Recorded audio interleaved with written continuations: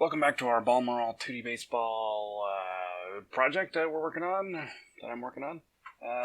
Right away, this is just a little update. Right away, you're going to see the menu is a little bit different. I was playing around with the menu, and before I was using on the side, if you looked at another video, you'd see the vertical column boxes and all those types of boxes, which help you to stretch it out onto the screen no matter what size the screen is.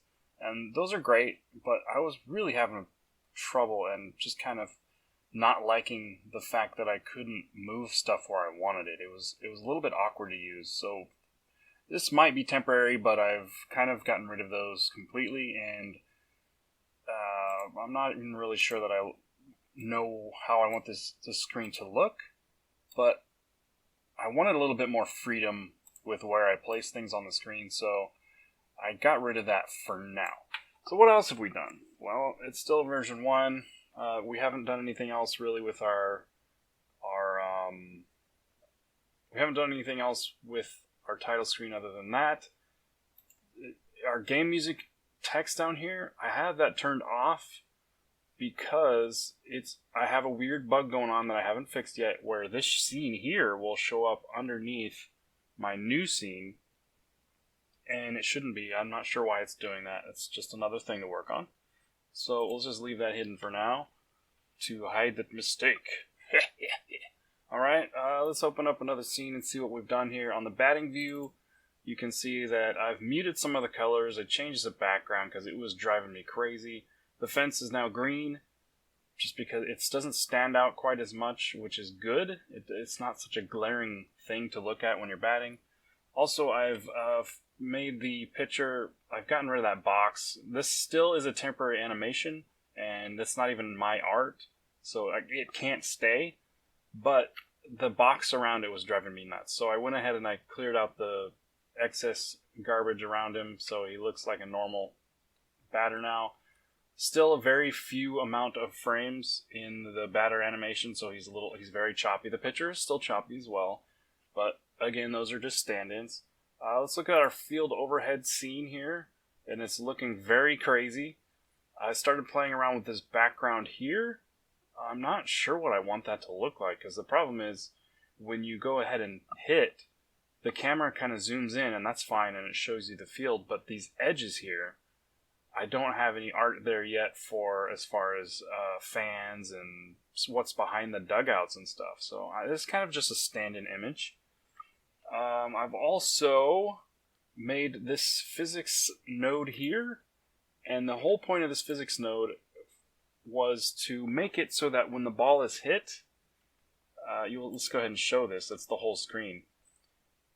Originally, I was going to have it so that the physics on the dirt would be slightly different than the physics on the grass, and it worked out to be a little bit more complicated than I thought, so I'm still experimenting with this. The whole point of it is to have it so that when the ball is hit, once it enters this zone, which is the entire thing, it will add some type of friction, because what's happening right now is my ball is a rigid body, and it's working off the general game physics, the built-in physics, so that I don't have to worry about a lot of stuff. But the problem is when the ball gets hit, it's acting like there is no friction whatsoever, and as you see if you hover over this, over on the right, it says that the maximum is 1 for friction, and that's what I have set for the ball. But what is it colliding with that's giving it that friction? So I was trying to make it this dirt, that it's always colliding with it, and that's what's providing it with the friction. It's not really working the way I expected, so it's another thing I'm working on. What we've also added let's go ahead and turn that off. We've added some... This is our game border. I don't remember if that was there before. That's just to make sure that the ball can never completely go, crazy and fly out to the middle of computer matrix space somewhere over here or something. It just keeps the ball in there. This is still a barrier here on the outfield fence. I haven't done anything else with that. You can see I've added fielders, which is just the pitcher animation. I'm just kind of getting a feel for the size and the scope. I think clearly the players are too large right now. It kind of looks a little awkward. There's some dimension stuff to work out. I've also removed the bases because those need to be actual collision objects and not part of the background art. They were part of the background art, so I went ahead and chopped them out of that, painted over it. Those will have to be interactable objects, so those have been removed so that I can add them later. Let's see, red dugout, blue dugout, those were already there. This is just the ball collision shape. This is all just ball stuff. I've got some animations going. We've got a grounder, a hit, and some other stuff happening here. What happens is, right now, is the code will randomly choose whether it's going to be a grounder or a hit, which clearly is not going to happen in the future. It's just experimentation. But once it does that, we've got this really cool thing called an animation tree. Once it has selected either a grounder or a hit, it's pinging off this animation tree, and it will follow the path of this animation tree. Let me make this a little bigger so we can see a little better. So if, let's say the random number is 1 or whatever it is, it picks grounder, and now it's going to automatically increment through these other animations. So it's going to go, okay, it's doing its grounder animation, bam, it goes to roll, the ball's rolling on the ground, and then it stops, which is idle. There's definitely some problems you'll see as I run the live version and you see what's going on. There's a lot of stuff to work on yet. And then the same thing happens if it chooses hit, it will roll through automatically and then go to idle. Pretty straightforward. Let's hide this tree here.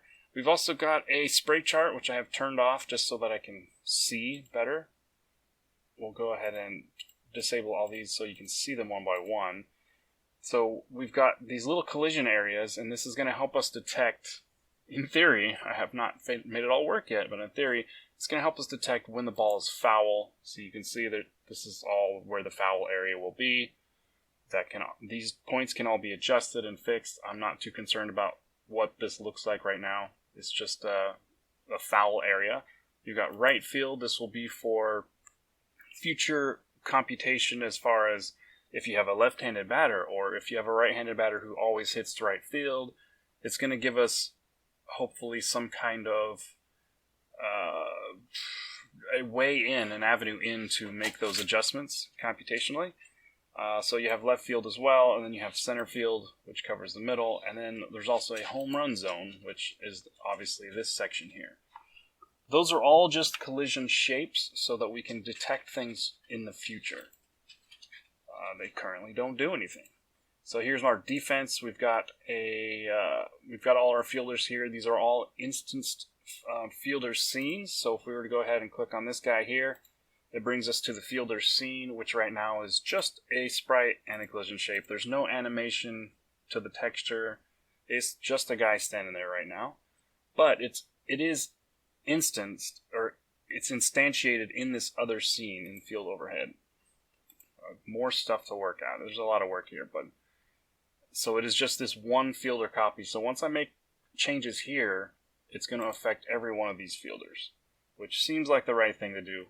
Still working through it. We'll get there. We're not even ready for defense still at this point. We're still working on a simple batting animation, but some of this stuff just struck me, so I just wanted to hit it up while I was thinking about it. That's pretty much all I think that we've done as far as updates. Let's go ahead and give it a shot.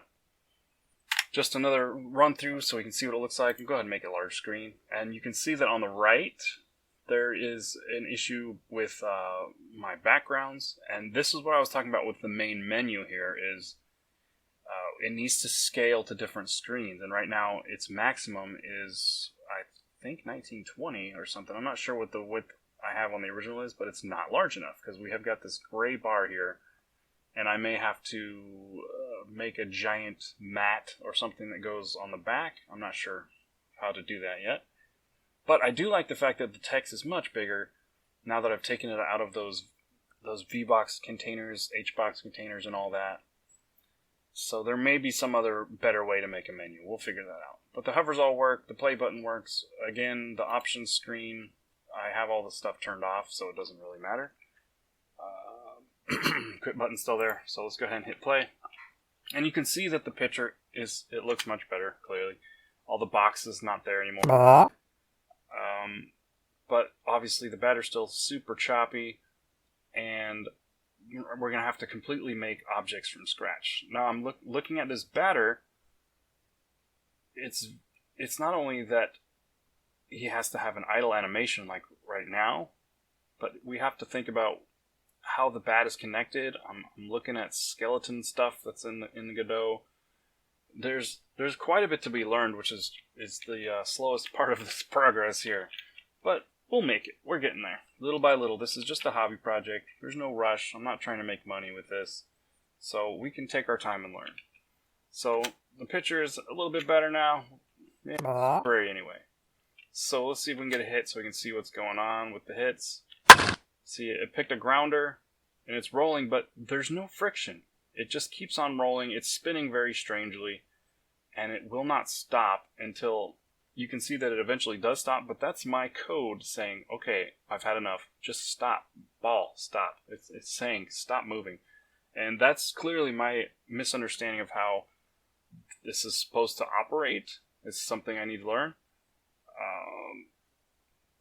To figure out how the physics is supposed to work, because right now it's acting like it's on the moon, which if we were to look at the settings, you can look here in project settings. There is a setting for gravity under physics 2D here. I have the default gravity on, the default gravity vector, which honestly does not make sense because it's a two-dimensional world and I don't have any collision surfaces on the bottom. But that's what they're currently set at. I've had this set at 0. I've had this set at 0. It made 0 difference. So I'm clearly doing something wrong. But we'll learn. We'll figure it out. Back to the game here. Let's get another hit. Oh, let's make it big again. I still have to work on this as well. It's kind of a choppy graphic, and there's more stuff there to work on. But let's see if we can pop fly. Oh, I'm going to get struck out here. Oh, no. The changeup. Come on. Oh, there's another grounder. See, I'm working with the shadow, too.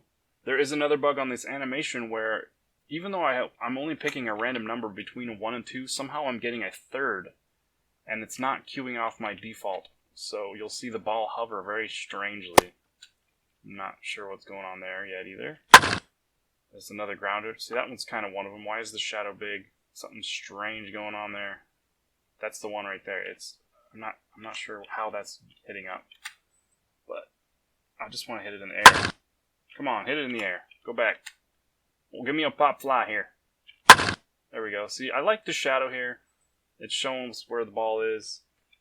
I experimented with a couple of different shadows, and I'm actually taking notes from watching some other baseball games along the way that have been out there.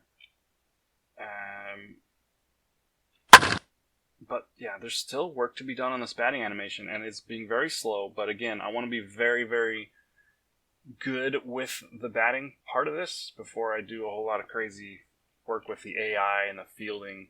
I have started looking at some of the pathing nodes. There's pathing nodes out there that are going to help me decide where this batter or where this fielder goes when the ball's in a certain place. Where the runners are going to go along the path and when they're going to stop. I mean, down the line, there's quite a bit to think about, but we're not worried about that right now. We're still working on ball and the physics, and we will get there. There's our catcher. He looks exactly like the pitcher. Very suspicious. All right. Well, that's all for this time. I just wanted to show you a little quick update before I continue working on it today. I hope you guys are learning something, but again, I think I've mentioned it before. I'm hoping that you're not trying to watch this series to learn, because I don't know what I'm doing. I'm learning just as much as you are probably learning from a much more professional guy. I'm just learning. It's just a hobby. It's fun. But I hope you guys are enjoying it. And we'll talk to you all later. See ya.